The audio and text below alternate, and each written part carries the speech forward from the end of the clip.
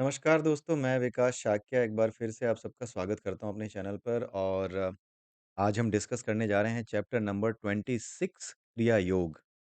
इसका एक इंट्रोडक्शन दिया हुआ है योगानंद जी ने। पिछले वीडियो में हमने क्रिया योग के इस चैप्टर को समझने से पहले जो बेसिक अंडरस्टैंडिंग हमारी होनी चाहिए, उससे रिलेटेड कुछ टर्म्स, कुछ टर्मिनोलॉजीज़ मैंने एक्सप्लेन किए हुए थे। अगर आपने उसको नहीं देखा है, तो इस चैप्टर को मत देखिएगा, इस वीडियो को मत देखिएगा अभी। पहले आप उस वीडियो को जाकर के देखिए, जो इससे पहले मैंने अपलोड किया है, इसी प्लेलिस्ट में, ठीक है? अब आइए देखते हैं क्रिया योग विज्ञान के बारे में इस चैप्टर में ओवरऑल क्या बातें की हैं योगानंद जी ने। तो इसमें सबसे पहले ये बताया है उन्होंने कि क्रिया योग विज्ञान का मतलब क्या होता है। जो क्रिया योग है, किससे मिलकर बना हुआ है? क्रिया किस चीज़ से बनी हुई है? तो क्रिया जो है वो क्री धातु से बनी हुई है। धातु का मतलब पता है क्या होता है? हिंदी में आपने धातु शब्द अगर देखा तो इसका मतलब आप समझिए वर्ब। इंग्लिश में जिस चीज़ को वर्ब कहते हैं ना, उसी चीज़ को हिंदी में धातु कहते हैं। ठीक है? संस्कृत में आपने धातु रूप पढ़े होंगे। ठीक है? ये जो धातु रूप होते हैं कुछ और नहीं होते हैं। जो वर्ब होते हैं उसी के तीनों फॉर्म्स होते हैं। ठीक है? वर्ब के तीनों फॉर्म्स को कैसे-कैसे एक जो है first person, second person, third person में कैसे उसको डिपिक्ट किया जाएगा, क्या वर्ड यूज़ किए जाएँगे, उसको बताने के लिए ही धातु रूप संस्कृत में बनाए जाते हैं, राइट? इंग्लिश में इसको वर्ब कहते हैं। बस आप ये समझ लीजिए कि जहाँ पर धातु की बात आए, वहाँ पर ये समझ जाइए कि वर्ब की बात हो रही है। ठीक है? क्योंकि वर्ब इंग्लिश में आसानी से आप समझ सकते हैं। ठीक है? तो क्री का मतलब होता है वर्ब, क्रिया, कोई भी एक्शन। कोई भी स्पेसिफिक टास्क या मेथड किसी भी तरीके से कोई काम करना जिसके जरिए आप ईश्वर को जान सकें, इसे ही क्रिया योग कहा जाता है। यानी कोई भी ऐसी क्रिया जिसके माध्यम से आप ईश्वर को जान सकें, उसे क्रिया योग कहा जाता है। क्योंकि योग का मतलब है अपने वास्तविक स्वरूप से जुड़ना। What is your original form, जो भी आपका ओरिजिनल फॉर्म है, जो भी आपका ओरिजिनल रूप है, जिसे गॉड कहते हैं, राइट? उसी से आप बने हैं, उस तत्व से ही आप बने हैं। उसी तत्व को जानना, उस तत्व का अनुभव कर लेना, इसी को क्या कहा जाता है? क्रिया योग कहा जाता है। जो भी मेथड्स आप अप्लाई करेंगे, उसी को क्रिया योग कहा जाता है। ठीक है? और ये है क्या क्रिया Yoga? Kriya Yoga basically is a method to remove carbon from your blood and making it oxygen rich. ठीक है? इसमें हुआ होता क्या है कि आपकी बॉडी में जितना भी कार्बन इकट्ठा हो रहा है, राइट?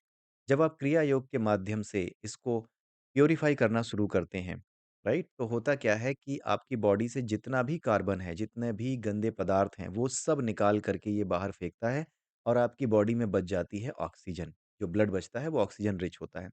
कैसे होता है ये? जब आप अपने आप को योग करते हैं, राइट? योग जब आप करना शुरू करते हैं, तो उस परम ऊर्जा से आप अपने आप को ट्यून करने की कोशिश करते हैं।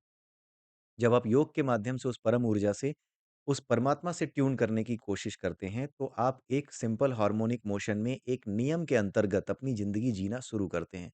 और जब आप नियम के अंतर्गत जीना शुरू करते हैं, तो ये हमारा अनुभव है कि जो नियम से जीता है, जो नियम से चलता है, एक समय पर उठता है, एक समय पर सोता है, एक ही समय पर खाना खाता है और उतना ही खाना खाता है जितना हर रोज़ खा रहा है। यानी कि अपनी जो सिंपल हार्मोनिक मोशन की गतिविधि है, जिसकी परिभाषा ही है कि एक काम को बार-बार एक निश्चित समय अंतराल के पश्चात यानी एक निश्चित टाइम पीरियड के बाद बार-बार रिपीट करना, यही क्या है? सिंपल हार्मोनिक मोशन है। तो जो अपनी लाइफ़ को सिंपल हार्मोनिक मोशन में ले आता है, वो अपने आप को एक वेव के फॉर्म में कन्वर्ट कर लेता है। उसकी एनर्जी एक वेव का फॉर्म लेने लगती है और कोई भी वेव का फॉर्म जब एनर्जी लेने लगती है, तो वो किसी भी दूसरी वेव से ट्यून होने के लायक बन जाती है। उसको आपको केवल और केवल और क्या करना होता है? प्यूरिफ़ाई करना होता है, उसको और ज़्यादा एनहांस करना होता है, राइट? अगर आप किसी जगह पे ऐसा कुछ लें, कोई अगर वेव ऐसी हो, इस तरह की कोई वेव आपको नहीं मिलेगी, राइट? वेव हमेशा इस तरीके की आपको मिलेगी, साइन वेव जो होती है, मतलब उसका बिल्कुल एक जैसा रूप हो, तभी वो किसी उससे दूसरी वेव से सुपर इम्पोज़ हो सकती है, उसके साथ ट्यून हो सकती है, अदरवाइज़ वो ट्यून नहीं हो पाएगी। इसीलिए जब आप एक सिंपल हार्मोनिक मोशन में अपनी लाइफ़ को लेकर के आते हैं, तो होता क्या है कि आप जो है अपने आप को एक वेव फॉर्म में कन्वर्ट कर लेते हैं और since you convert yourself into a wave form, आपकी एक सर्टेन फ्रीक्वेंसी है, ठीक है? तो इस वजह से होता क्या है कि जितने भी एलिमेंट्स आपकी बॉडी के अंदर हैं, because of the simple harmonic motion, वो भी एक सर्टेन फ्रीक्वेंसी पकड़ लेते हैं और वो नेचर की फ्रीक्वेंसी के साथ क्या हो जाते हैं, ट्यून हो जाते हैं। इसलिए उन सभी एलिमेंट्स की एज बढ़ जाती है या वापस अपनी एज को वो वापस प्राप्त कर लेते हैं। जैसे हमारी गलत आदतों की वजह से हमारे भीतर चीज़ें बिगड़ सकती हैं, कुछ एलिमेंट्स बिगड़ सकते हैं, राइट? उन बिगड़े हुए एलिमेंट्स को जब आप सही करते हैं, योग करते हैं, तो वो बिगड़े हुए एलिमेंट्स अपनी फ्रीक्वेंसी फिर से पा लेते हैं क्योंकि आप उनको भी एक सिंपल हार्मोनिक मोशन में ले आए हो। आप अपनी पूरी बॉडी को, बॉडी के एक-एक एलिमेंट को रोज़ सिंपल हार्मोनिक मोशन में एक ही काम, एक निश्चित समय पर रिपीट करवाते हो, उसको प्रैक्टिस कराते हो, राइट? तो वो अपने आप को एक सिंपल हार्मोनिक मोशन में लेकर के आती हैं और वो भी अपनी जो फ्रीक्वेंसी है, उसको पार्टिकुलरली सेट करके इस लेवल पे ले आती हैं कि जिस एलिमेंट से वो चीज़ बनी हुई है, उस एलिमेंट की फ्रीक्वेंसी के साथ या उस वेव के साथ, जिस एनर्जी से वो पर्टिकुलर एलिमेंट पैदा हुआ है, उसके साथ अपने आप को क्या कर लेता है, ट्यून कर लेता है और वापस अपनी एज प्राप्त कर लेता है। उसके साथ ट्यून होने के बाद वापस अपनी एज प्राप्त कर लेता है। यानी आप ऐसे समझिए कि लोहा जो है वो पानी में पड़ा था, आपने उसको देखा कि ये पानी में पड़ा है, जल्दी जंग लग जाएगी, आपने उसको उठाया और उसे सही जगह रख दिया ताकि अब जंग ना लगे। तो योग कुछ ऐसा ही है और इसी तरीके से आपको ट्यून करने के बाद आप अपने सेहत में परिवर्तन देख पाते हैं। और ऐसा क्यों होता है? ऐसा इसलिए होता है क्योंकि आपकी बॉडी में जितना भी कार्बन है, वो सब हटा करके नेचर क्या करती है, उस बॉडी के अंदर जो ब्लड है उसको ऑक्सीजन रिच कर देती है, राइट? इस तरीके से जब ऑक्सीजन रिच ब्लड आपकी बॉडी में पहुँचता है, तो एक तरीके से आप अपनी बॉडी के अंदर प्राणों का संचय कर रहे होते हैं। प्राण कुछ और नहीं है आज की भाषा में जो ऑक्सीजन है दैट इज़ नोन एज़ प्राणा। जिसको भी हम ऑक्सीजन कहते हैं वो प्राणवायु ही है, ठीक है? उसी से सारी वायु उसको एक नाम दे दिया गया है, ग्लॉसरी अलग है। द ओनली थिंग इज़ कि oxygen is nothing but the प्राणवायु, ठीक है? अब इसके बारे में एक छोटी-सी इन्फॉर्मेशन ये दी गई है कि ये जो क्रिया योग है, ये सबसे पहले लाहिड़ी महाशय के द्वारा इसका प्रचार-प्रसार किया गया था और लाहिड़ी महाशय को ये विद्या किसने बताई थी? लाहिड़ी महाशय को ये महाअवतार बाबा जी ने बताई थी। महाअवतार बाबा जी के बारे में कभी हम बाद में डिस्कस करेंगे। आप ये समझ जाइए कि चाहे वो युक्तेश्वर गिरी हों, चाहे वो लाहिड़ी महाशय हों, चाहे वो कोई भी हों जिनके बारे में आपने इस पूरी बुक में अभी तक पढ़ा है, राइट? जो बनारस के एक गुरुजी थे, लाहिड़ी महाराज, ठीक है? जो भी हों, इन सब के परम गुरु कौन रहे हैं? परमावतार बाबा जी, ठीक है? महाअवतार बाबा जी, ठीक है? तो उनके बारे में कभी और डिस्कस करेंगे बट अब आप अभी ये समझ जाइए कि उन्होंने ही ये क्रिया योग किसको दिया? लाहिड़ी महाशय को। लाहिड़ी महाराज से ये पहुँचा युक्तेश्वर गिरी और बाकी लोगों को और उसके बाद ये अब हमारे सामने क्रिया योग के रूप में है, राइट? इस चैप्टर में क्रिया योग के बारे में ज़्यादा नहीं बताया गया है, एक इंट्रोडक्शन ही दिया गया है, आपको कोई विधियाँ नहीं बताई गई हैं इसमें, ठीक है? अब आइए आगे देखते हैं। इसमें आगे क्या बताया गया है कि नाक और फेफड़ों में विचरने वाले प्राण और अपान का निराकरण करके पान और अपान ये 2 वायु के बारे में पिछले चैप्टर में पिछले वीडियो में हमने बताया है, ठीक है? होता क्या है कि पान वायु अंदर की ओर आती है, अपान वायु नाभि के नीचे रहती है। जब पान और अपान दोनों को एक साथ मिला कर के सम कर दिया जाता है, यानी उसमें हवन कर दिया जाता है पान का अपान में और अपान का पान में, तो सारी प्राण वायु कैसी हो जाती है? एक हो जाती है। हमारे भीतर ये वायु योग करने का क्या मतलब है? योग करने का मतलब है ठीक वैसे ही जीना, ठीक वैसे ही चलने लगना जिस तरीके से ये प्रकृति चल रही है। प्रकृति में अलग-अलग पान-अपान वायु कहीं से इधर-उधर नहीं है। हमारे शरीर के अंदर पान-अपान अलग-अलग हैं। पान जो है वो नाभि के ऊपर रहती है, अपान नाभि के नीचे रहती है। क्योंकि ये प्रकृति क्या करती है, इसके पास ना पान है, ना अपान है। हमारे भीतर ये अपने भीतर पान-अपान सब मिला के रखती है। पान अपान में मिली हुई है, अपान पान में मिली हुई है, सभी तरह की वायु आपस में मिली हुई है। यानी पहले से ही यज्ञ हो रखा है। मैंने एक बार आपको बताया था कि ये जो नेचर है, ये हमेशा से यज्ञ कर रही है। ये नेचर हमेशा यज्ञ में ही लीन है। यज्ञ का मतलब है जो जैसे लिया उसको वैसे वापस करना। इसीलिए जब आदमी यज्ञ नहीं करता, जब वो प्लास्टिक फेंकता है नदियों में, तो होता क्या है कि वो ये नेचर खुद आदमी को मारने का काम शुरू कर देती है। धीरे-धीरे आप प्लास्टिक मिलाते जाइए, कुछ समय बाद ऐसा होगा कि हमारी प्रजाति ही कैंसर जैसी बीमारी की वजह से लगातार समाप्त होती चली जाएगी और एक दिन इंसान खत्म हो जाएगा। ये पक्की बात है। तो अगर हम यज्ञ नहीं करते, तो ये नेचर हमारे बिहाफ़ पे यज्ञ करता है और उसके लिए अगर हमें मरना पड़ता है तो मरते हैं हम, बीमारियों से मर जाते हैं, राइट? लेकिन ये नेचर लगातार यज्ञ करती है और इस यज्ञ में हमारा हवन देती रहती है। उसी तरीके हमारी हम जो है ना हवन कुंड की लकड़ियाँ हैं।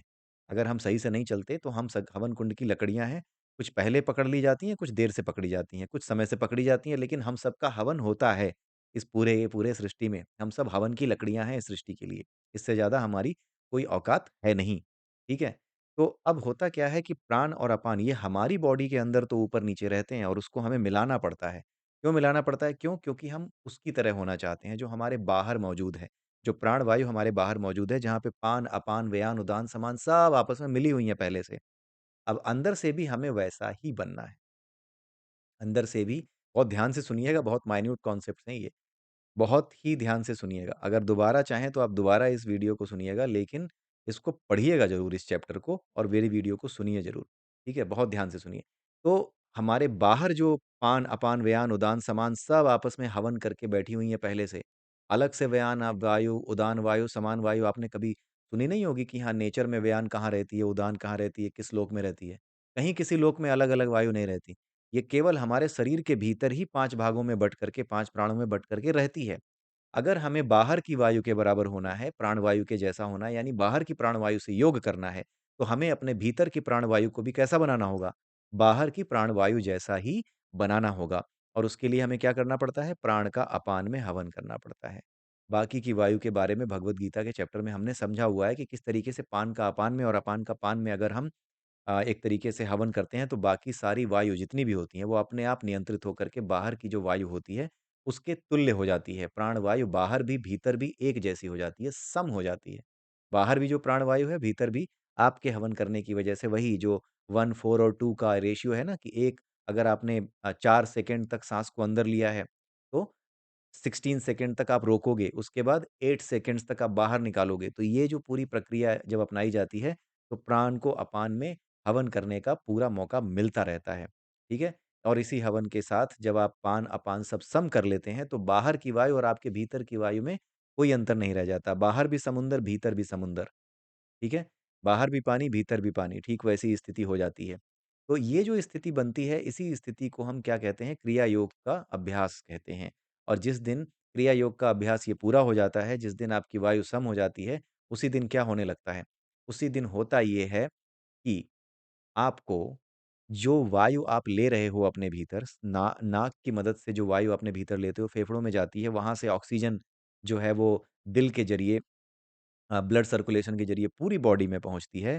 फिर ये जो साँस ले करके आप पान-अपान और इन सबको चला रहे थे, अब होता क्या है कि बिना साँस की मदद के मतलब साँस तो आप लोगे ही, लेकिन उस साँस के अलावा भी जो बाहर की प्राणवायु है, ठीक है? वो भी आपकी मदद करने लगती है एक्स्ट्रा ऑक्सीजन को इकट्ठा करने में, ठीक है? आपकी बॉडी में। यानी एक तो आप साँस ले ही रहे हो, जिससे आपकी नॉर्मल प्रक्रिया चल रही थी, जो हर कोई करता है। लेकिन जब आप अपनी भीतर की वायु और बाहर की वायु को सम कर देते हो, बराबर कर देते हो। अंदर भी आपने पान-अपान एक कर दिया, बाहर तो पान-अपान पहले से एक है, वहाँ कोई अंतर नहीं है। तो जब एक कर दिया तो उस पान-अपान और व्यान-उदान समान उधर भी बराबर और इधर भी बराबर होने के बाद क्या होता है, वो प्राण ऊर्जा अपने आप खींची चली आती है आपकी ओर, ठीक है? एक तरीके से आप उसके साथ मिल जाते हो। आपने अगर उसको अपने जैसा कर दिया तो आपके भीतर जो वायु है उसमें अंतर नहीं रह गया अब यहाँ पे पान-अपान का डिफरेंस नहीं रह गया, यहाँ पे एक अलग की लेयर नहीं बनी हुई है। ये भी वही वायु हो गई जो बाहर है। तो वो जो वायु है जो बाहर है, जो अंदर है, वो क्या करे जब दोनों ही एक जैसी वायु हो गई तो वो क्या होगी, जो आपके फेफड़े हैं, उन फेफड़ों में जो वायु जा रही है, वो आप जो साँस ले रहे हो उसके ज़रिए तो जा ही रही है। बाहर की वायु भी आपकी वायु के साथ मिल कर के उसने आपके शरीर के साथ योग कर लिया है, तो बिना साँस के द्वारा जो कुछ आ रहा है वो तो छोड़िए, बिना साँस लिए भी बाहर की वायु, भीतर की वायु के साथ मिल कर के आपके शरीर को क्या कर रही है? मजबूत कर रही है, ऑक्सीजन रिच कर रही है। यही चीज़ यहाँ पे बताई गई है। आई होप आपको समझ में आया होगा कि क्या बताया गया है। अगर आप इस चैप्टर को खुद से पढ़ते हैं तो बहुत से वर्ड्स इसके मिस कर जाते हैं, बहुत सी चीज़ें आपको पकड़ में नहीं आती हैं। द थिंग इज़ कि अगर आप ये वीडियो देखेंगे तो ये मेरे अपने अनुभव है मैं बता रहा हूँ, ये हो सकता है कंप्लीट ना हो। लेकिन जैसा मुझे समझ में आया, जैसा मेरे रेफरेंसेस हैं, दूसरे वेदों से, पुराणों से, जैसे भी चीज़ें मुझे पता हैं, भगवद गीता से जैसे भी भगवान की कृपा से मुझे समझ में आया है, वैसे मैं आपके सामने रखने की कोशिश करता हूँ। इसमें त्रुटियाँ रह सकती हैं, मैं भी इंसान हूँ। हो सकता है कि कुछ चीज़ें मैं छोड़ छोड़ दूँ या हो सकता है कि कुछ चीज़ों को समझने में मुझसे भी गलती हो जाए। मैं केवल और केवल अपने अनुभव आपसे शेयर करता हूँ, कि ये इस तरीके से देखिए और उसका कारण भी मैं आपको बताता हूँ कि मैं ऐसा क्यों कह रहा हूँ, राइट? कुछ जगहों पे गलतियाँ भी हुई होंगी, ठीक है? मैं उन चीज़ों को सही करने के लिए पीछे नहीं जा पा रहा। एक बार एक कमेंट आया था कि इन चीज़ों को सही कर लीजिए। अब दिक्कत पता है क्या है? दिक्कत ये है कि मेरा जो लैपटॉप है, ये इतना अच्छा नहीं था, इसमें इतनी स्टोरेज नहीं थी। तो मैं 10-15 वीडियो बनाने के बाद जो कि 8-8, 9-9 जीबी की हो जाती थी, मुझे स्पेस खाली करना पड़ता था। तो एक वीडियो में अगर गलती रह गई, तो वो ओपन अगर मिस्टेक है जो सबको दिखाई दे रही है, राइट?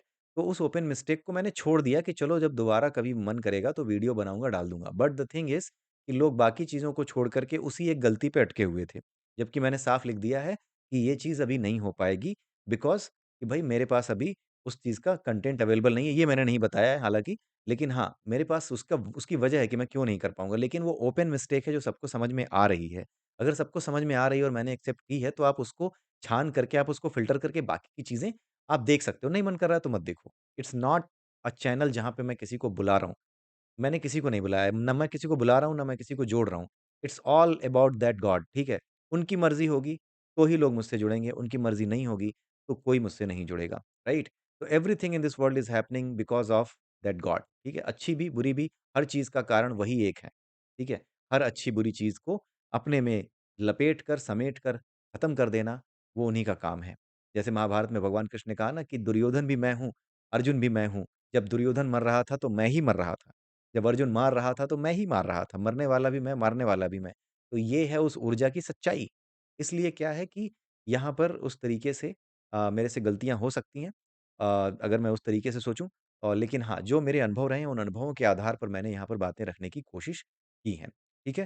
तो आगे हम देखते हैं, आगे इसमें कुछ जानकारियाँ हैं जो ये हैं कि लॉर्ड कृष्णा ने सबसे पहले यहाँ पे उन्होंने बताया कि भगवान कृष्ण ने सबसे पहले ये ज्ञान जो है मनु को दिया। सूर्य जो होता है ना, सूर्य को ये ज्ञान दिया। सूर्य को ज्ञान देने का मतलब आप जानते हैं। सूर्य एक एनर्जी है और वो जो एनर्जी है सारा नॉलेज रखती है how to run this universe, how to run this world, how to run this creation, right? इसी वजह से ये कहा गया कि भगवान कृष्ण ने ये सारा ज्ञान सूर्य को दिया सबसे पहले। उसके बाद सूर्य से ये मनु तक पहुँचा, मनु से इक्ष्वाकु तक पहुँचा जिसमें भगवान राम ने जन्म लिया था, ये वो वंश है इक्ष्वाकु वंश। और उसके बाद ये अलग-अलग राजर्षियों द्वारा यानी कि बड़े-बड़े राज ऋषियों द्वारा जिन्होंने इसका अध्ययन किया, उनके द्वारा ये हम तक पहुँचा जिसमें से एक युक्तेश्वर गिरि जी हैं, जिनमें से एक योगानंद जी हैं। लाहिड़ी महाशय हैं और इन सब के गुरु कौन है? महाअवतार बाबा जी, ठीक है? सो ये हुआ क्या कि ये जो योग है, क्रिया योग, ये कुछ समय तक छुपा रहा। ये छुप गया, कुछ समय के लिए हिडन रहा, बिकॉज़ ऑफ हमारी कुछ उदासीनता, जैसे आज भी हिंदू उदासीन ही है, ठीक है? वो मतलब समझ ही नहीं पा रहा अपने ग्रंथों का, कि ये कितनी गूढ़ भाषा में लिखे गए हैं। वो उसके ऊपरी शब्दों में बस फँसा रहता है और उसको पाखंड और पता नहीं क्या-क्या नाम दे देता है कि नहीं, अरे तुम्हारी समझ में नहीं आई तो उसको पाखंड घोषित कर दिया। तुम्हारी अकल छोटी हो सकती है, ये भी तो सोचो। तुम्हारी अकल में घुस नहीं सकता, ये भी तो सोचो, ये भी तो एक पॉइंट ऑफ व्यू है, कितनी बातें तुम्हारी समझ में आ गई? तुम अपने कोर्स की किताबें भी रट-रट के पास हुए हो कई बार, कितना समझ में आया था तुम्हें? हर चीज़ क्या समझ में आ जाती है?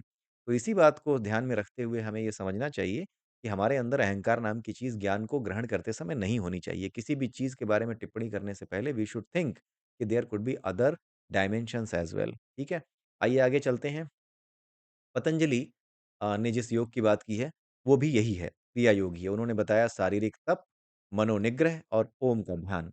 ये सब कुछ क्रिया योग में ये सारी चीज़ें इंक्लूड होंगी, ठीक है? यहाँ पे इस चैप्टर में ज़्यादा नहीं बताया गया क्रिया योग के बारे में, लेकिन ये तीनों चीज़ें इंक्लूड होंगी, वही पतंजलि भी कह रहे हैं, इसीलिए उनका रेफ़रेंस यहाँ पे दिया गया है। ठीक है?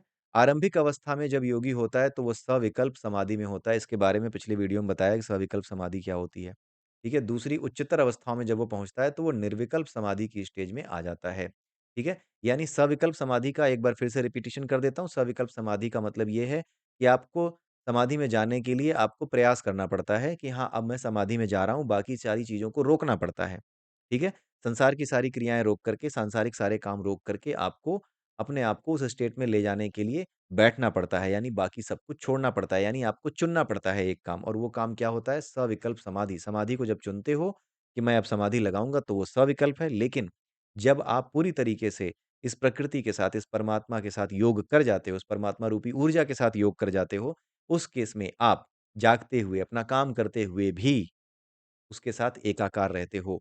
उसके साथ जब मिलन में रहते हो, अपना काम करते हुए भी बिना किसी प्रयास के आप उसके साथ जुड़ा हुआ महसूस करते हो, तो इसको निर्विकल्प समाधि कहते हैं। ये आरंभिक साधकों के लिए है, यानी ये जो शुरुआत करते हैं, उनके लिए है और ये वो हैं, जो कि लक्ष्य तक पहुँच चुके हैं। ठीक है? जैसे कहा जाता है ना कि ना राम रटते चलो, काम करते चलो, एक भजन आपने सुना होगा, राम रटते चलो, काम करते चलो, वो यही है निर्विकल्प समाधि। छोटे-छोटे शब्दों में बातें कह दी गई हैं, छोटे-छोटे सेंटेंसेस में बातें कह दी गई हैं, लेकिन उनके बड़े गूढ़ अर्थ हैं। राम रटते चलो, काम करते चलो, ये कुछ और नहीं है, सब निर्विकल्प समाधि है ये, ठीक है? ना ध्यान जो है पूरी तरह से राम में जा सकता है अपना काम करते हुए भी, यही निर्विकल्प समाधि है, ठीक है? अब आगे देखते हैं, प्राण का हृदय द्वारा दोहन क्रिया योग द्वारा रोका जा सकता है। इसका क्या मतलब है? इसका ये मतलब है कि प्राण अभी नॉर्मल व्यक्ति की बात हो रही है, एक उसकी बात नहीं हो रही है जो प्राण और अपान एक कर चुका है और बाहर की वायु के बराबर भीतर की वायु को कर चुका है। यहाँ पर बात हो रही है नॉर्मल लोगों की, मेरे जैसे, आप जैसे लोगों की, जो कि अभी इस स्टेज पे नहीं पहुँचे हैं, जानते भी नहीं हैं कि कैसे किया जाता है। तो होता ये है कि उन व्यक्तियों के लिए जो हृदय है, जब वो प्राण वायु लेता है, ऑक्सीजन के फॉर्म में जो आती है फेफड़ों में, उसको लेकर के जब जाता है, तो वो किस काम में इस्तेमाल होती है? वो शरीर की क्रियाओं को पूरा करने के काम में इस्तेमाल होती है। खाना खा रहे हो, गाना गा रहे हो, कुछ भी कर रहे हो, तो ये सारे प्राण उस जगह पे इस्तेमाल होते हैं जहाँ पर इसको इस्तेमाल होना है और ये शारीरिक शारीरिक क्रियाएँ होती हैं, सारी सांसारिक क्रियाएँ होती हैं। ठीक है? लेकिन इस प्राणों के दोहन को क्रिया योग द्वारा रोका जा सकता है। यानी एक तो साँस के द्वारा जो मिलना है इन इंद्रियों को, जो कुछ भी मिलना है सारे काम करने के लिए, वो तो मिलता रहेगा। लेकिन एट द सेम टाइम उन प्राणों को आप क्योंकि बाहर से भी कनेक्ट हो चुके हो, तो वो प्राण बिना आपकी कोशिश के भी एक्स्ट्रा आपके भीतर आ रहे हैं, ठीक है? तो क्रिया योग द्वारा आप उन प्राणों का जो दोहन हो रहा था शरीर में केवल और केवल उसके लिए कि ये शारीरिक क्रियाओं को चलाने में इस्तेमाल होंगे, अब वो केवल उसके लिए इस्तेमाल नहीं होगा बल्कि क्रिया योग द्वारा अब उस दोहन को रोक करके उसको दूसरे काम में लगा दिया जाएगा। जितना चाहिए उतना शरीर के लिए चल रहा है, लेकिन उसके अलावा जो कुछ भी आ रहा है क्रिया योग द्वारा जो भी ऑक्सीजन हो रही है, पूरी की पूरी जो ऑक्सीजन आ रही है, प्राणवायु आ रही है, वो पूरी की पूरी केवल शरीर के काम को चलाने में इस्तेमाल नहीं हो रही है।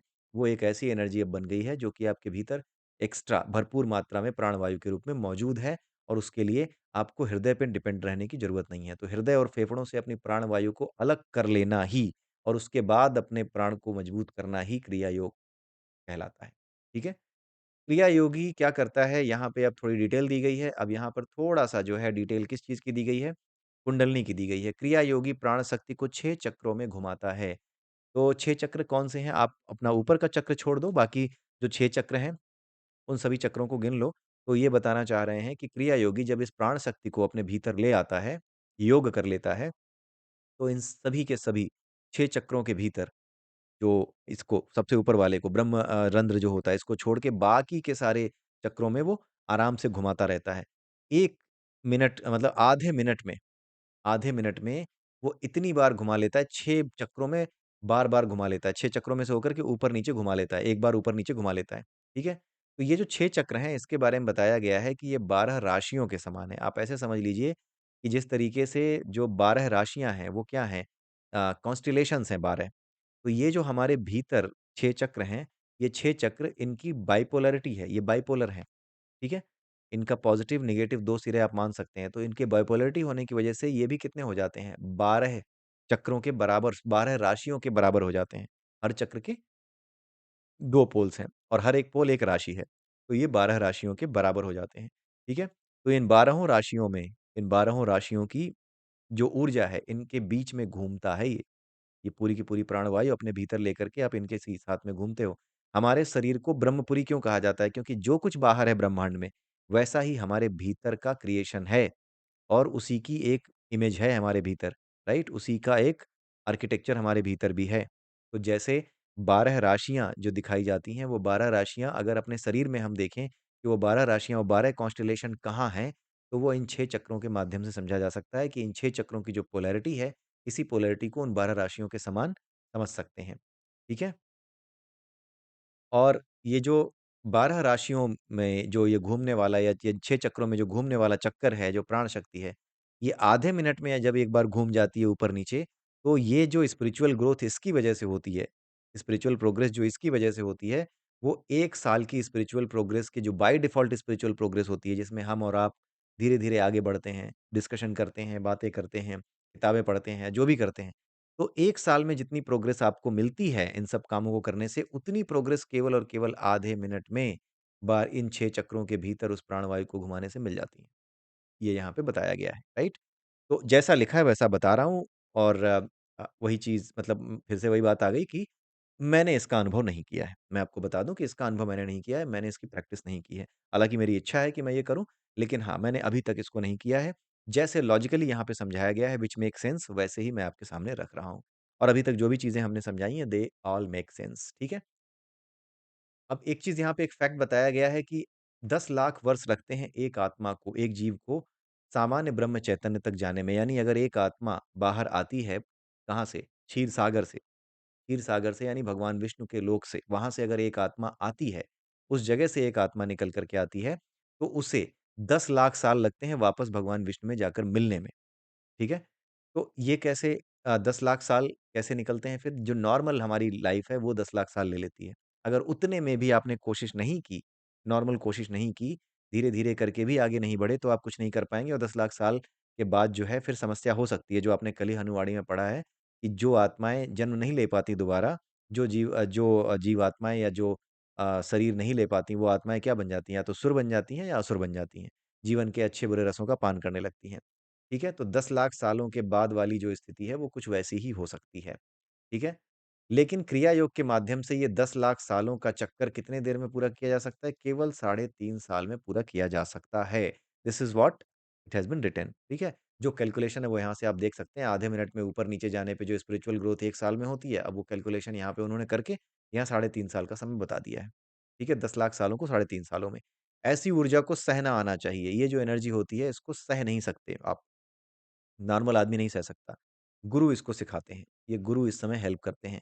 यहाँ पर क्या बताया गया है कि ये इस एनर्जी को सहन क्यों नहीं किया जा सकता? क्योंकि जो ह्यूमन बॉडी है हमारी वो कितनी एनर्जी की बनी हुई है 50 वाट के इलेक्ट्रिक बल्ब के बराबर होती है। हमारी जो बॉडी होती है वो 50 वाट का जो इलेक्ट्रिक बल्ब होता है उसके बराबर एनर्जी रखता है।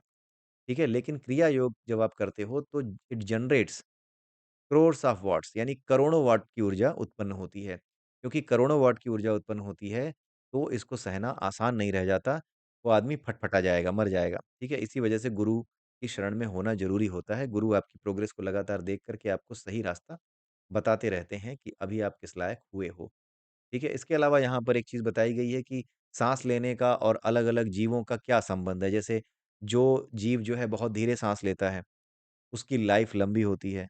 जिसकी साँस की अवधि थोड़ी कम होती है, जैसे 1 मिनट में अगर कोई 32 बार साँस लेता है, हम थोड़ा कम लेते हैं, लेकिन जो बंदर होता है 32 बार साँस लेता है, तो उसकी उम्र थोड़ी कम होती है। कछुआ होता है, कई सालों तक ज़िंदा रहता है, 3-3 सौ सालों तक, तो उसकी साँस लेने की गति 1 मिनट में जो है वो काफ़ी कम होती है, हमसे काफ़ी कम होती है, ठीक है? तो इस वजह से उनकी लाइफ़ ज़्यादा होती है। लाइफ का मतलब क्या है? प्राणवायु का भीतर अधिक से अधिक होना, ठीक है?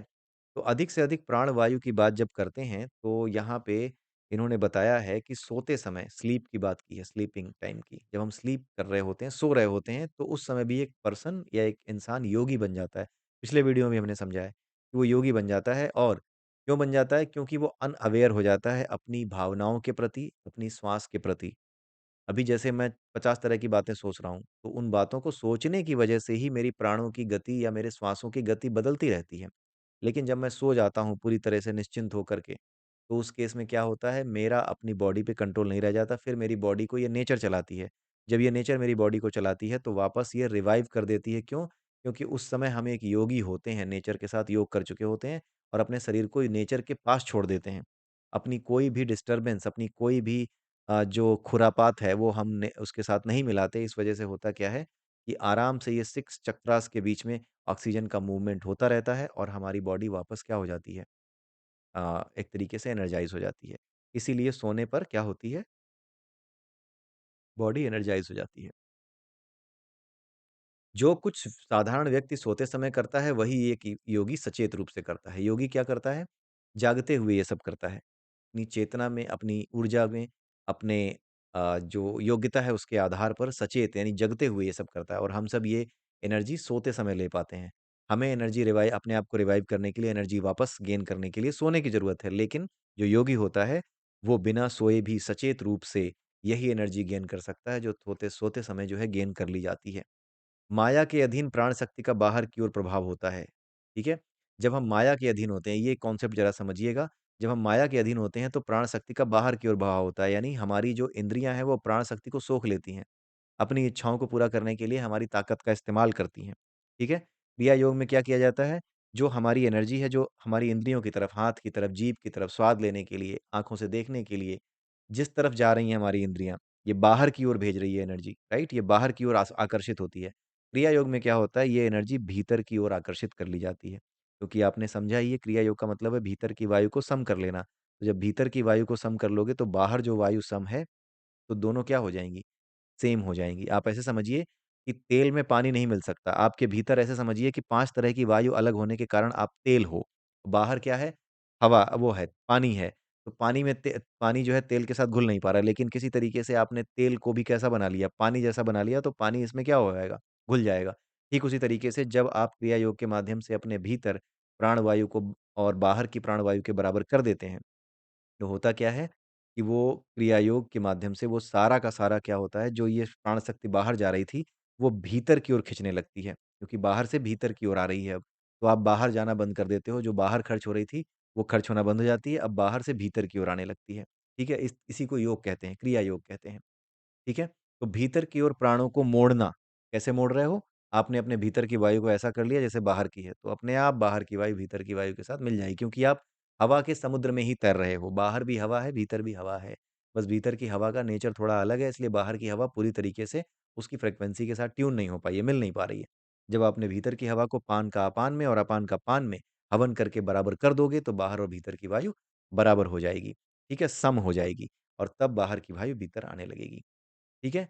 एक छोटा-सा आध्यात्मिक परिवर्तन 12 वर्ष में आता है। हमारे जीवन में एक छोटा-सा भी आध्यात्मिक परिवर्तन जो है 12 वर्ष लगते हैं नॉर्मल क्रियाविधि के द्वारा। लेकिन हमारा जो है ये क्रिया योग के माध्यम से ये अवधि कम की जा सकती है। जैसे आपने देखा कि 10 लाख साल का समय साढ़े 3 सालों में पूरा हो जाता है। ठीक है? यहाँ पर ये बताया गया है spiritual mind is haunted by senses. हमारा जो स्पिरिचुअल माइंड माइंड है, जब भी हम स्पिरिचुअलिटी में आगे बढ़ते हैं, तो हमारा जो एनर्जी हमारे भीतर जो आती है, क्योंकि हमने उसको अभी भीतर लेना नहीं सीखा है। तो होता क्या है कि हमारी जो स्पिरिचुअल एनर्जी जब हमारे भीतर बनना शुरू होती है, स्पिरिचुअलिज़्म की ओर आगे भागते हैं, तो अचानक से हमारे जो सेंसेस होते हैं, हमारी जीभ स्वाद लेने का बहुत मन करता है, हमारे हाथ-पैर, ठीक है, जेनिटल्स हर चीज़ बाहर की ओर सुख खोजने की बहुत तीव्र इच्छा करने लगते हैं। बहुत ज़्यादा उनकी एक क्रेविंग बढ़ जाती है इन सभी सेंसेस की। क्यों? क्योंकि एनर्जी स्पिरिचुअलिज़्म में आगे बढ़ने की वजह से एनर्जी भीतर पैदा तो हो रही है, लेकिन क्योंकि आपने अभी अपनी श्वासों को बराबर नहीं किया है बाहर की वायु के, इसलिए अभी भी ये और तेज़ी से भागने लगती हैं। क्योंकि एनर्जी पैदा हुई है, भाग सारी बाहर रही थी, तो अब और तेज़ी से भागती है, और ज़्यादा अवेलेबल है ना, तो और तेज़ी से भागती है। सारे सेंसेस को यूज़ करना चाहती है, जीभ स्वाद लेना चाहती है, ठीक है? तो अचानक से क्रेविंग बढ़ जाती है। सांसारिक जो खाने-पीने की चीज़ें हैं, जो सांसारिक सुख हैं, उनमें बेसिकली क्रेविंग अचानक से बढ़ जाती है जब आप स्पिरिचुअलिज़्म में आगे बढ़ते हो। आज आपको समझ में आ रहा होगा रीज़न इसका। ये कई लोग बोल नहीं पाते हैं, लेकिन ये सच है, ये आप भी अनुभव कर सकते हैं कि जब आप स्पिरिचुअली ग्रो कर रहे होते हैं, तो बहुत से भाव आपके भीतर ऐसे आते हैं, जो कि आपको फिज़िकल वर्ल्ड में आप जानते तो हो कि मैं इनकी तरफ आकर्षित हो रहा हूँ, इन चीज़ों की तरफ। मेरी लस्टी थॉट्स हैं, वो बढ़ रही हैं, बट यू नो कि ये किसी काम की नहीं, मुझे इनसे दूर रहना है, बट द थिंग इज़ कि आप रोक नहीं पाते उस लस्ट को पूरा करने से। जैसे खाने का बहुत मन करेगा, चटपटा खाने का बहुत मन करेगा, अच्छा खाने का बहुत मन करेगा, मीठा खाने की लत है तो लत लग जाएगी, क्यों? क्योंकि स्पिरिचुअल एनर्जी आपके भीतर आ तो गई, लेकिन अभी भी बाय डिफ़ॉल्ट जो बाहर बहने का तरीका है, वो अभी भी बाहर ही बहे जा रही है। अब क्योंकि ज़्यादा एनर्जी इकट्ठी कर ली है, तो ज़्यादा बहेगी तो ज़्यादा वो सुख लेना चाहेगी इंद्रियों का। जैसे जब आप बीमार पड़ जाते हो, तो हमारी इंद्रियों की शक्ति कमज़ोर पड़ जाती है, क्या खाने का मन करता है? कुछ नहीं। लगता है कि नहीं यार मैं कुछ मार खाने का मन नहीं है, मैं बीमार हूँ। लेकिन जैसे ही वापस गेन करते हो एनर्जी आप, बीमारी सही होती है, वैसे ही आप वापस चीज़ों को खाना-पीना शुरू कर देते हो। ठीक वैसे ही जब स्पिरिचुअल एनर्जी आपके भीतर बढ़ जाती है, तो वो बाहर की ओर भागती है। क्योंकि बाहर ही भाग रही है। वो भी बाहर भाग रही है, पहले से भी सारी एनर्जी बाहर भाग रही थी। क्रिया योग के माध्यम से बाहर भागती एनर्जी को भीतर खींचा जा सकता है। ठीक है? तो इस वजह से स्पिरिचुअलिज़्म फिर सेफ हो पाता है। जो स्पिरिचुअलिज़्म में है उनको क्रिया योग का अभ्यास करना ही चाहिए, ताकि उनकी स्पिरिचुअल ग्रोथ और उनकी स्पिरिचुअल जो गेन है वो जाए ना। तो क्रिया योग के लिए योगदा सत्संग जो सोसाइटी है, उसमें जाकर आप मिल सकते हैं, देख सकते हैं अगर आप इंटरेस्टेड हैं तो, ठीक है? अदरवाइज़ भक्ति योग भी एक बहुत अच्छा साधन है। जब आप अपने मन को ईश्वर में लगा देते हैं, तो फिर वो आपकी इंद्रियों को भटकने नहीं देते। आप अपनी इंद्रियों की दिशा जब उनकी ओर मोड़ देते हैं, तो फिर आपको ज़रूरत नहीं पड़ती। फिर सारी इंद्रियाँ ईश्वर की ओर मुड़ी हुई हैं। फिर अपने आप वो सारे प्राण भीतर मुड़ने लगते हैं। क्रिया योग भी एक तरीका है, भक्ति योग भी एक तरीका है, इन्हीं प्राणों को भीतर खींचने का। ठीक है? और कुछ नहीं है। ठीक है? तो ये आप समझ गए होंगे आई होप। बड़ा इंटरेस्टिंग चैप्टर है, लेकिन हाँ, समझ में आना चाहिए तभी इंटरेस्टिंग लगता है, नहीं तो पढ़ने के बाद भी लगता है कि मज़ा नहीं आया या फिर कुछ बातें हैं जो अभी भी रह गई हैं। लेकिन आई होप कि इस वीडियो को देखने के बाद आपके कई क्वेश्चन सॉल्व हो रहे होंगे। ठीक है? अपनी इन मर्ज़ी से अपनी इंद्रियों से अपना संबंध तोड़ लेता है ऐसा व्यक्ति, राइट? जब किसी को क्रिया योग का अभ्यास हो जाता है, तो अपनी मर्ज़ी से अब जैसे सारी प्राणवायु अपने भीतर खींच चुका है वो। तो होता ये है कि अगर मुझे अपने हाथों से काम लेना है, भाई संसार में हो तो काम करोगे, तो अपने हाथों से काम लेना है तो अपने प्राणों को जब ज़रूरत होगी तब हाथों की ओर बहाऊँगा। हाथ मेरे प्राणों को लेकर के नहीं जाएँगे। मेरी जीभ मेरे प्राणों को लेकर के नहीं जाएगी कि लाओ बड़ी अच्छी चीज़ आई है, चाट लें, इसको खा लें, ठीक है? तो ऐसे नहीं होगा, बल्कि आप अपनी मर्ज़ी से इनका टूल की तरह इनको जो है ना, इनको एक चीज़ की तरह इस्तेमाल करने लगोगे। अपने अपने हाथ को, अपनी आँख को, अपनी इंद्रियों को एक सामान्य चीज़ की तरह इस्तेमाल करने लगोगे। जैसे अगर आपको कील ठोकनी है, तो आपको हथौड़ी चाहिए। तो ठीक उसी तरीके से हथौड़ी की तरह आपने इस्तेमाल किया, हथौड़ी को इस्तेमाल किया, आपने किनारे रख दिया। वैसे ही आप जितनी भी एनर्जी आप लोगे, उस एनर्जी को अपनी मर्ज़ी से इन चीज़ों में इस्तेमाल कर सकोगे। डिटैच हो जाओगे बेसिकली। खाना तो खाओगे लेकिन स्वाद से डिटैच हो जाओगे, ठीक है? तो डिटैचमेंट का अभ्यास करता है, ऐसा योगी अपनी मर्ज़ी से किसी भी चीज़ से अटैच और डिटैच होना जानता है, यानी कुल मिला के वो डिटैच्ड ही रहता है। जो अटैच और डिटैच होना जानता है ना, वो डिटैच्ड ही है, ठीक है? यही मतलब है उसका, ठीक है? अब इसमें सीधा साँस का सीधा साँस द्वारा जो है मन का नियंत्रण किया जाता है, क्योंकि बाहर से जो प्राण वायु आती है, वही हमारे मन को अब नियंत्रित करने लगती है, राइट? और इंद्रियों द्वारा प्राण को खींचा नहीं जाता, अभी हमने समझा इसको, ठीक है? इससे अपनी ऊर्जा से वह अनेक इससे अपनी ऊर्जा से वह अन्य ऊर्जाओं से एक होने लगता है, अपनी मर्ज़ी से, राइट? अपनी मर्ज़ी से वो अन्य ऊर्जाओं से, यानी हमारे जो दूसरी ऊर्जाएँ हैं, जो दूसरे मतलब इसी यूनिवर्स में दूसरी जगहों पे है, क्योंकि अपनी ऊर्जा इतनी बढ़ा चुका है। इस वजह से क्या है कि दूसरी ऊर्जाओं से जो एक अलग लेवल पे ट्यून्ड हैं, जिनकी फ्रीक्वेंसी एक अलग लेवल पे है, उन फ्रीक्वेंसी वाली ऊर्जाओं के साथ भी ये ट्यून होने लगता है। That is what has been told here, ठीक है? एज़ पर माय अंडरस्टैंडिंग, फिर मैं बता दूँ आपको। एन एक्सपेरिमेंट, अब ये लास्ट में एक एक्सपेरिमेंट के बारे में बताया गया, जो कि एक प्रूफ है इस चीज़ का, क्रिया योग का। ये एक साइंटिस्ट थे, 1947 में एक पेपर पब्लिश हुआ, उनका नाम था बराच। बराच नाम के एक साइंटिस्ट थे, वो अमेरिकन साइंटिस्ट थे। न्यूयॉर्क टाइम में उनका एक पेपर पब्लिश हुआ, साइंटिस्ट थे ये। इन्होंने ये बताया कि इनके जो पेशेंट्स हैं, वो सारे के सारे इससे ग्रसित हैं। वो सारे के सारे साँस की बीमारियों से ग्रसित हैं, परेशान हैं। उनमें से किसी को सिगरेट पीने की लत है, किसी को शराब पीने की लत है जिसकी वजह से फेफड़े सड़ गए, गल गए। किसी को सिगरेट बहुत ज़्यादा पीने की वजह से उसके फेफड़े जो है परेशानी में आ चुके हैं, ठीक है? तो ये सारे जो लोग जो अस्थमा से या किसी भी तरीके की बीमारी से गुज़र रहे थे, उसके लिए उन्होंने क्या किया, जो साइंटिस्ट थे बरा, उन्होंने क्या किया कि एक ऐसा चैम्बर बनाया, एक ऐसा कमरा बनाया, ये हवा में नहीं बोल रहा हूँ मैं, ये इस किताब में लिखा है और जाके न्यूयॉर्क टाइम्स का आप रेफ़रेंस ले सकते हैं। ये दिख जाएगा आपको, ठीक है? तो बराह ने क्या किया कि एक ऐसा बराच है या बराह देखना पड़ेगा क्या नाम है, तो उन्होंने एक ऐसा कमरा बनाया, उस कमरे में क्या किया कि फेफड़ों में जितना प्रेशर चाहिए हवा को खींचने के लिए, उतना प्रेशर तो पहले से हमारे फेफड़ों में है। लेकिन बाहर इतना प्रेशर क्रिएट कर दिया कि फेफड़े बिना किसी प्रयास के भी उस हवा को, जो कि बाहर अवेलेबल है चैम्बर में, ऑक्सीजन के फॉर्म में, उसे अपने आप फेफड़े अपने भीतर खींच लें। मतलब क्रिया योग के माध्यम से जो आप अचीव करते हो ना, उसी चीज़ को एक फिज़िकल वे में, एक एक्सपेरिमेंट के ज़रिए इन्होंने करवाया। कैसे करवाया? जो फेफड़े जिस तरीके से साँस लेते हैं, उस साँस लेने के लिए जितना प्रेशर बाहर चाहिए होता है, उसको हम अपनी कोशिश से साँस लेते हैं, लेकिन बिना कोशिश किए अगर हम साँस लेना चाहें, उसको एक्सेप्ट करना चाहें ऑक्सीजन को जो बाहर है, तो क्या चाहिए होगा? तो चाहिए ये होगा कि वो जो ऑक्सीजन है, उसका इतना प्रेशर हो बाहर की हवा का कि हमारे फेफड़ों के चलाए बिना या कम चलाए बिना भी, मतलब कम से कम चलाकर भी वो हवा अंदर आ सके, ठीक है? तो यही चीज़ उन्होंने की और बहुत से लोग जो बैठे हुए थे, बहुत से जो पेशेंट्स थे जिन्होंने इस चैम्बर में रह कर के अनुभव किया, इन्होंने बताया कि जितने भी पेशेंट्स थे जो सिगरेट पीने के आदी थे, वो जितनी देर तक इस चैम्बर में बैठे रहे और इस तरीके से इन्होंने साँस ली, उनको किसी भी तरह की क्रेविंग नहीं हुई। यानी बाहर से जब साँस भीतर की ओर आने लगता है, यहाँ पर तो चैम्बर के माध्यम से किया गया। क्रिया योग में क्रिया योग की विधियों के माध्यम से आप बाहर की साँस भीतर लेने लगते हो, बाहर की प्राणवायु को भीतर लेने लगते हो। तो ये प्रूफ हो गया कि अगर भीतर की वायु प्राणवायु बाहर की वायु जो कि प्राणवायु है, वो भीतर की प्राणवायु के साथ मिलने लगती है, अंदर अपने आप आने लगती है, क्रिया योग में। और जैसे यहाँ पे हुआ, यहाँ पे तो एक्सपेरिमेंटल वे में हुआ, कुछ भी हो, चाहे एक्सपेरिमेंटल वे में हो, चाहे जैसे भी हो, जिस तरीके से भी हो, अगर ये आने लगती है, तो आपकी इंद्रियों का बल कमज़ोर हो जाता है। कैसे होता है, ये प्रूफ कैसे किया? उन्होंने ये बताया कि जितने भी पेशेंट थे, जो कमरे में बैठे थे, उनमें से कुछ को सिगरेट, शराब पीने की लत थी, लेकिन उन्होंने मतलब 2-3 घंटे में 1 सिगरेट ज़रूर पीते थे। उनकी आदतें नहीं सुधर रही थी, लेकिन इस कमरे में बैठने वाले व्यक्ति ने 3 घंटे, 4 घंटे तक भी, काफ़ी देर तक भी कोई सिगरेट नहीं माँगी। यानी बुरी आदतें, यानी इंद्रियों की ओर जो खींचती हैं चीज़ें, वो जो प्राण जो इंद्रियों की ओर खींचता है, वो खींचना बंद हो गया। तो एक तरीके से जो कुछ भी क्रिया योग के बारे में बताया जा रहा है, उसका एक्सपेरिमेंटल प्रूफ पहले से मौजूद है। तो अगर कोई कहता है कि ये क्रिया योग जो है तुम्हारा पाखंड है, ये सब केवल योग-वोग के नाम पे तुम बेवकूफ़ बनाते हो, तो उसके मुँह पे दे के मारना ये कि भाई ये जाके पढ़ लेना, अमेरिकन साइंटिस्ट ने ये बात बताई थी एंड ही टोल्ड कि केवल और केवल शरीर नहीं, मन को भी ये काफ़ी हद तक कंट्रोल कर लेता है, अगर बाहर से साँस अपने बिना किसी प्रयास के भीतर आने लगे। ठीक है?